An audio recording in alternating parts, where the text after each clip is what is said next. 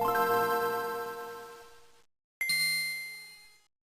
you ever thought about getting a new camera so then you could do some new recordings for this channel? Hello everybody, this is That Manga Dude. I have officially gotten a new camera thanks to my fiance. She got it for our 5th anniversary, so hallelujah, you guys are going to get some really good film now. I used to film on my iPhone, so this is really crazy, this is super awesome. I'm really excited to be using like an actual camera now. But anyways, sorry for that explanation, but yeah, so today we are doing the FVI. That is the first volume impressions. If you don't know what that is, that means I'm going to be taking a first volume, or a few first volumes, as I have been doing recently, and I'm going to review them, and I'm going to rank them by which ones I like the most versus the one I like the least. Please note that most of the time I end up liking all of them anyway, so it just becomes kind of like a which one did I just happen to like more, as a disclaimer. Anyways, I think that's enough explaining. There's a lot of really good volumes I'm ready to go into, so let's get to it. Let's go. Okay, so we've got 3 volumes we're going to talk about today, but let's talk about the first one. So, this originally came out in 2021 from Kadokawa, and in March 2023, Yen Press has brought it to us. It's a lovely, lovely volume, and that is Call the Name of the Night by Tama Mitsuboshi. So, let me give you some information real quick. Translation is by Amanda Haling, and the lettering is by Liz, I believe it says Blakesley. Okay. That's all I could find in this volume, but yeah, let's talk about the cover. The cover is absolutely gorgeous, so gorgeous. Like, let me bring it up to the camera a bit.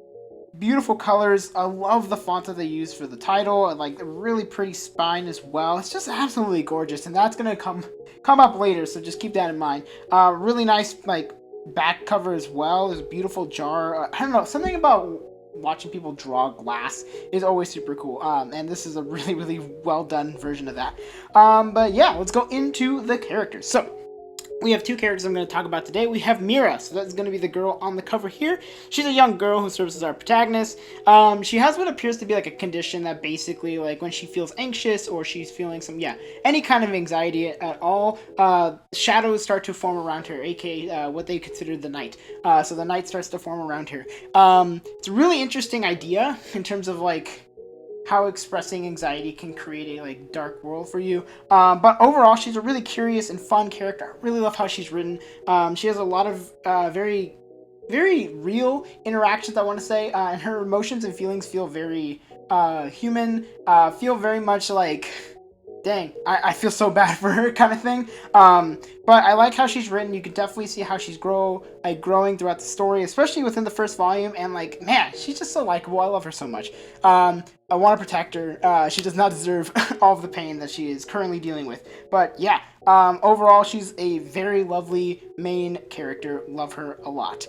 And then the other character we're going to talk about is the doctor character. So there's a doctor, his name is Ray. He's the one who's taking care of Mira and trying to figure out how to get rid of this anxiety creates night thing. Really, really well-written character as well. Super relatable. Speaks a lot like a really good parent slash counselor together. Really knows what to say at the right times. Really respectable, but he shows flaws throughout like the first volume. I won't talk about it too much, but it's interesting to see such a very well written character, very well rounded as well. Not only having like really good traits, but also some flaws here and there where he becomes a little bit too, how can I say it, like too focused on something that he doesn't notice when something has gone wrong. Overall, yeah, characters are amazing. Mira and Ray have some really great character interactions with one another, as well as with another character who shows up, who I'm not going to speak about because he's kind of I would say he's important to the plot, so I just want you to be able to read it and not be like completely spoiled on the entire volume. But let's talk about the story. The story is pretty straightforward. I've kind of already talked about it. Mira has this thing where, yeah, like she has the night appear, so this doctor is trying to figure out how to cure her in a way, and yeah, it's mostly kind of like I would say it's more in tune with like a slice of life story. We get to see like little character interactions with one another, like I mentioned.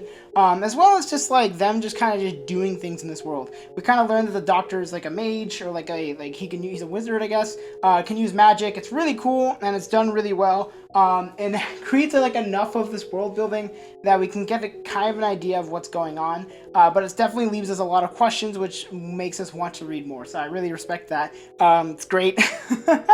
So basically, yeah, pretty straightforward story, but I love it. It's enjoyable. It's easy to read. It's easy to understand. The pacing is pretty good. So really excited to get the next volume whenever it decides to come out. And that leads us to the art, which is so gorgeous. Absolutely gorgeous, beautiful page spreads. I'm trying to show one without spoiling it, but some really just gorgeous art in general you can find throughout this entire volume. It's just beautiful. Yeah, it's so gorgeous, and I especially love like the simpler moments. There's like there are moments where like when the darkness like kind of, or the darkness slash shadow slash night kind of does its thing, and then like there'll be pages where it's just like black, and it's so well done where you're like, whoa, I wasn't expecting that to happen, or like, wow, that's this is really intense. But you start to feel like this moment of loneliness, and it helps to create a very nice mix of emotions throughout the volume. You get to feel for Mira as her character as she's proceeding with all of these basically horrible things that a lot of people do to her. And yeah, I think the art helps to push the story forward, which is always really great. So overall, a fantastic first volume. I would highly suggest if you like slice of life stuff, if you like series like Witch Hat Atelier as well, I would say this is a really nice, not necessarily a compliment, but also like a kind of like a parallel series that I would say also check out if you happen to like that kind of stuff. You're going to see a lot of like magic stuff. You're going to see a lot of mystery as well. Overall, I really, really love this, and I'm really glad to have it. It was a really, really good first volume. Okay, on to the next volume. So, this one is very straightforward. We got a 2021 release from Shueisha, and of course, March 2023, we got our release in print by Viz Media, and that is Ayashimon by Yuji Kaku. So, to get out some information, we have a translation by Adrian Beck, we have lettering by Brandon Bovia, design by Sean Carrico, Weekly Shonen Jump editor Ray First, and graphic novel editor Andrew Kure Bartosh. I believe that's how you pronounce his name. Yeah, so this is Yuji Kaku, same manga behind a series I've been really enjoying, Hell's Paradise, Jiko Kuraku. Lovely series, and yeah, you get to see some parallels with this series as well, which is funny, but let's get into it. So, we got ourselves two characters I'm going to be talking about. Once again, we have Maruo. So he is the main character. I don't know why I said technically. He is the main character. Really weird. Basically, he like is trained like all of his life, and he's super powerful and ends up like breaking stuff. Can't get hired anywhere because he keeps breaking stuff, and then can't join a JoJo because he's too powerful. So he's kind of down on his luck. He's already quit school, and he's trying to find a job. And lo and behold, he meets his other girl, Urara, who's right here, and she's getting chased by people. So he goes to defend her, and yeah, it goes from there. He is a absolutely weird character. He really loves Shonen Jump, and like a lot of his attacks and things are based off of things that he's read in Shonen Jump. So it's really weird, very meta humor in a way, but I kind of love it. He's definitely just a blockhead, like I'm gonna go punch stuff and hopefully it works out. So he's a really fun character to follow. Something I've not really seen in a bit. I would say the closest I could compare is like Saitama, but I mean, they're not really the same. They're both just really strong. So, yeah, I really enjoy Maruo's character, and I think that's why Urara, is so likable as well. Is that she's like the complete antithesis to Maruo, because Maruo is like gung ho, let's go screw up everything, let's just go punch stuff, while she is more like calm, collected, thinking about things like maybe we should plan this out first before we like blow it up. So I like their duality, and I like how their characters react with one another, because it's just like, it's your classic like I'm so strong but I don't understand nothing, and Ura's like, hey, just go beat that guy up and we'll be good, and he's like, all right. So really fun, really, I don't know, they're enjoyable. The characters are really fun in this one, and yeah, I already kind of talked about the story, but basically to give you some more context, some more information. So after he defends Ura against these people, you end up finding out, oh, look at that, so these people are basically demons, also known as Ayashimon. in that she is the daughter of a huge crime syndicate known as the Enma Syndicate. And yeah, so recently the founder, or whatever you want to call him, the leader, I guess, passed away. So everyone's trying to vie for the spot of the head honcho. So she's trying to form a new Yakuza like syndicate group in order to take back what was hers. So yeah, her first recruit is a human, not even a demon, a human. So Maruo and Urara are now proceeding to take on the Yakuza and basically all of the other crime syndicates that are located in the world of Ayashimon. So yeah, it's a very bizarre premise, and it works. It works really well because the characters are just so likable, and really excited to see where it goes, because it's like we got to a point where we're like, whoa, okay, wow, that's kind of crazy that we've already met this guy. Which is my only, I would say, gripe about the story, is that it does feel a little fast. Like the pace is really, really fast. A little bit too fast, in my opinion, for some spots, where it just feels like, oh, maybe we shouldn't have met this guy just yet. Maybe we should go, let it cook, let it simmer a little bit. But honestly, it's more of like a nitpick than it is like, oh, this totally kills the series for me. But yeah, I think other than that, the story seems to be pretty well built out, especially within the first volume, and I'm really excited to see where this goes. Which leads us to the art. So, the art is always going to be very good. If you've read Yuji Kaku's other work, he is a man of detail. Loves detail and everything. Has some really great action like moments. Really awesome, just beautiful like works of art. Like this spread here, it's really gorgeous. Overall, it's great. If you've read Hell's Paradise, it's basically going to be more of the same, which is, not a bad thing. But if you have never read Hell's Paradise, just expect some really detailed work with some nice paneling, great action scenes. Very good fighting choreography as well. So, yeah. Love this a lot. I thought it was great. I thought it was another good first volume, and it's just going to be super hard at the end of this video to be able to rate them or rank them. It's going to be crazy. It's going to be interesting. But yeah, overall, if you like shonen series, if you like Yuji Kaku, I would say definitely give this a shot. It's really fun. Okay, coming into the last volume. So, this is a series that came out originally in 2019 from Shogakukan, I believe is how you pronounce it. But in March 2023, Viz Media has brought it to us in print release. It was a series that I was actually very, very interested in, and was super happy that it was coming out this early in the year, because I'm really excited to talk about it, and that is Makoto Ojiro's series Insomniacs After School. Of course, this is volume 1. Let's get some information out for you. This is Andrea Cheng is the translator, touch-up and lettering by Inori Fukuda Tran, designed by Alice Lewis, and editor is Jennifer Sherman. So, cover. I forgot to talk about the cover of Ayashimon, but I'll talk about it at the end. But I love this cover. This cover is so gorgeous. It has a really nice angle to it. Like, we're seeing it from like a bird's eye view. We get to see like all of the main characters. We get the cat, we get the girl, and we get the dude. And just like, I don't know, there's something just like genuinely nice about it. It seems like you're just hanging out with the squad. Really nice spine too, because it moves the art all the way to the back, which I always love. I love when the art, it manages to wrap around the entire volume, which is always super cool. So really nice, love it, absolutely gorgeous. Let's get into the characters. We've got 2 characters I'm going to talk about. We've got Ganta Nakami. So he is the male lead. He is not liked by a lot of people at the school because he genuinely, it seems to be moody and will snap at you, and tends to be not very friendly when speaking. So everyone's kind of like, he's kind of weird. So he's very unpopular for that reason. And you come to find out it's because he has insomnia, which is, the title.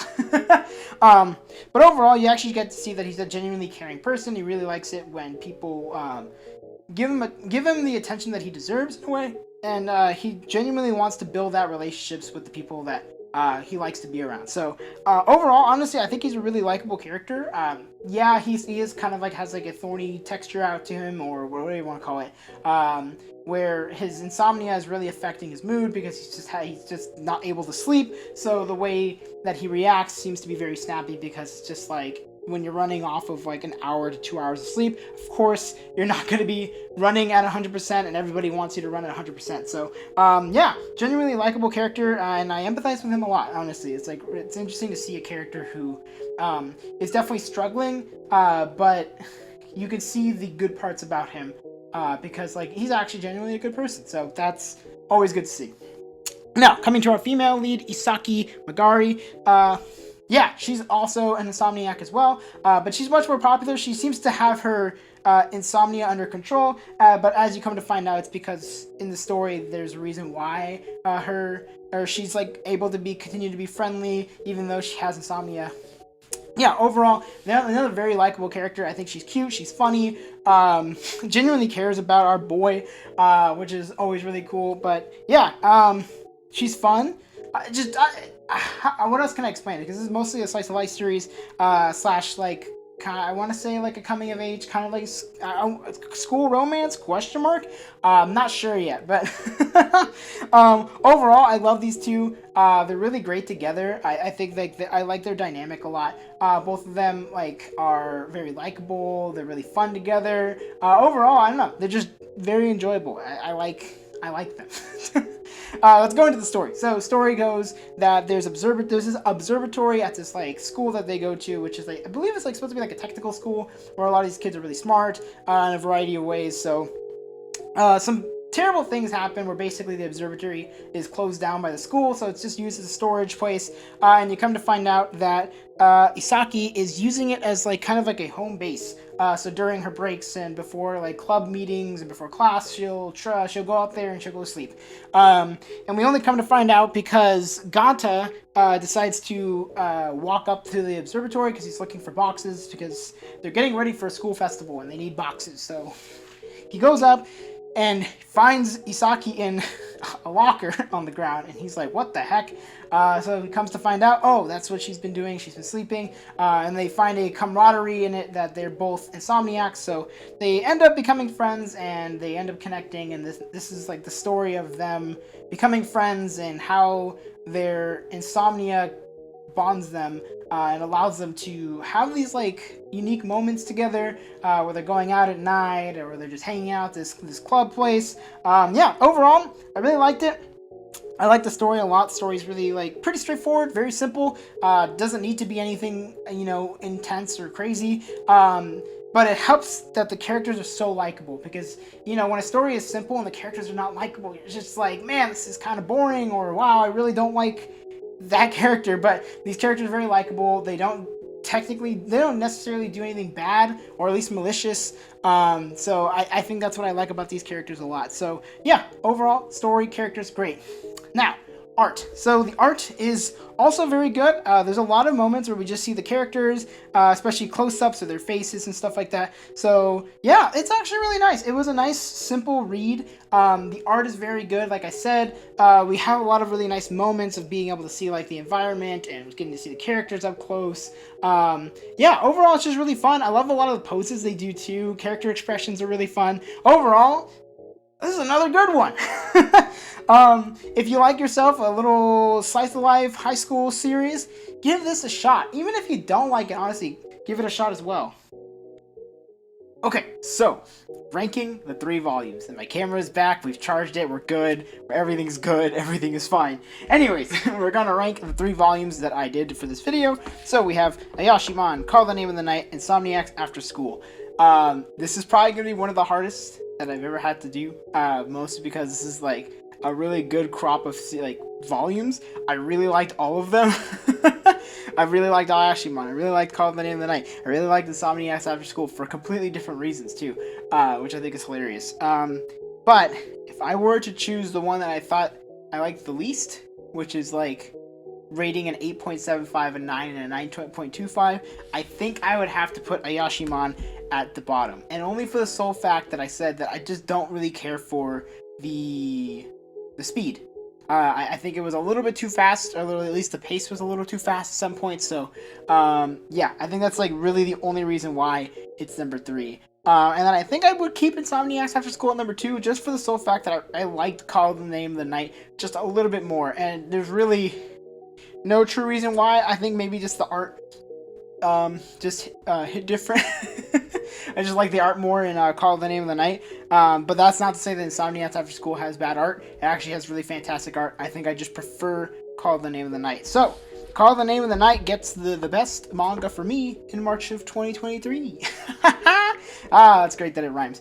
Anyways, what did you guys read during March of 2023? Or at least any first volumes. I'd love to know what you guys think. If you have read any of these volumes, please let me know in the comments below and how you thought about them. Because I'd like to see if everybody had the same opinion or a different opinion. But most of the time, people have different opinions. So that's always fun to look at and fun to see. So yeah, that's going to be it for this FVI. You know what to do. You can like, you can comment, and you can subscribe. Those are all super cool things, and I really appreciate it when you do those things. So, that's going to be it. I will see you in the next video. Bada bing, bada boom, goodbye.